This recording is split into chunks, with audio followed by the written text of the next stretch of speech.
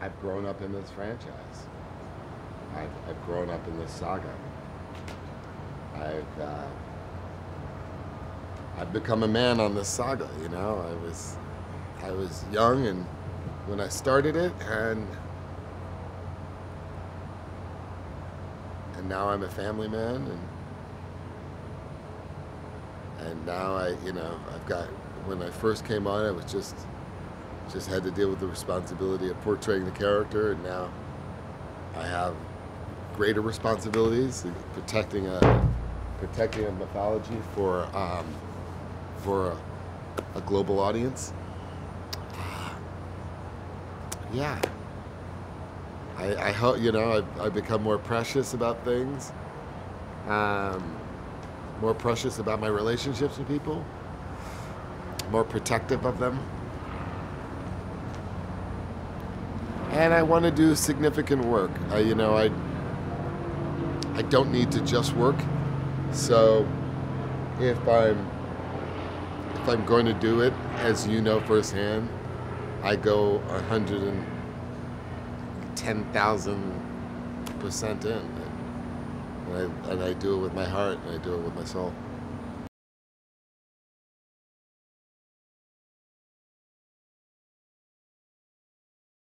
A certain emotional maturity throughout the picture, time that's allotted to,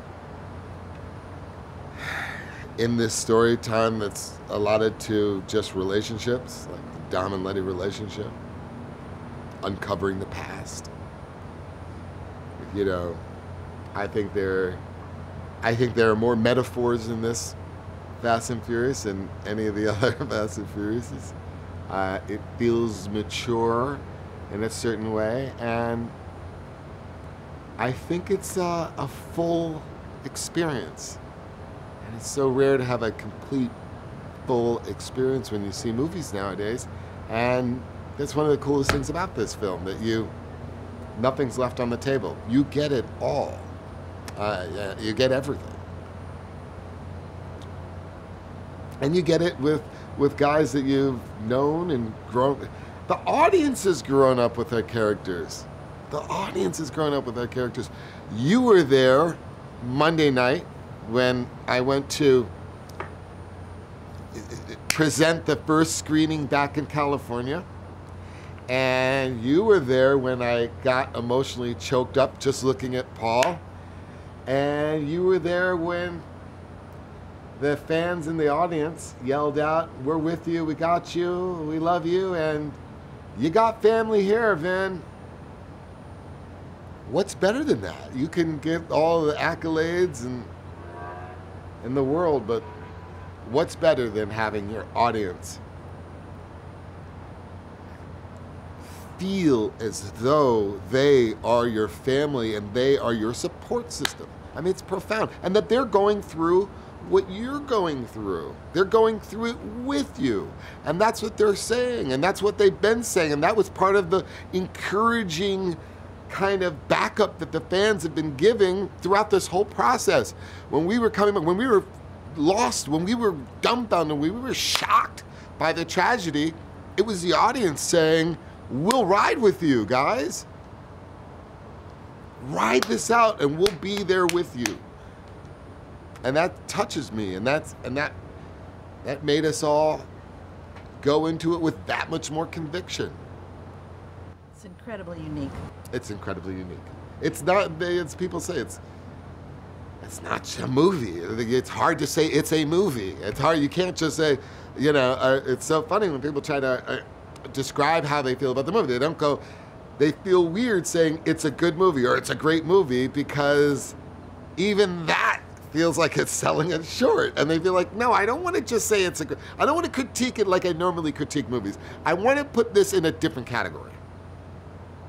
I want to say that this is our life.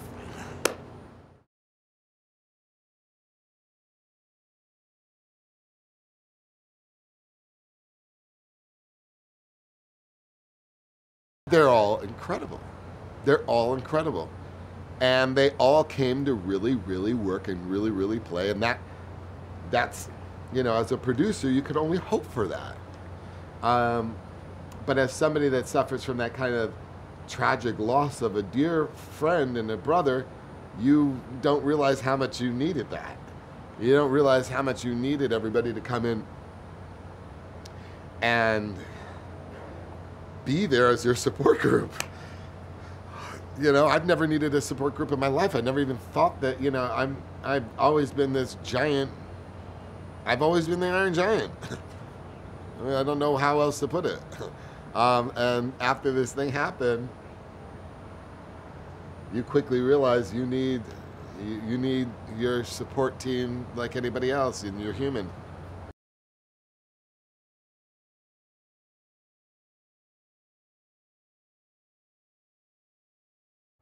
You know, it's always fun when we see it in the movie, but I gotta tell you, for the years leading up to it, it's a harrowing experience, because you are thinking to yourself, how in the world am I going to top the last movie? Or how am I going to top the stunts and the sequences? And always happens. Luckily, we had a team that was so well oiled that we were able to reach for something pretty crazy. There was a theme we were playing with, the idea of flying cars. There was actually a scene that never got shot where Jack is throwing his cars at the wall, and Brian says, "Hey man, cars don't fly," which was going to dovetail and set up all of the flying cars in this movie. So it's a testament to a great team. It's a testament to a great studio that's been so supportive and willing to back up these insane ideas.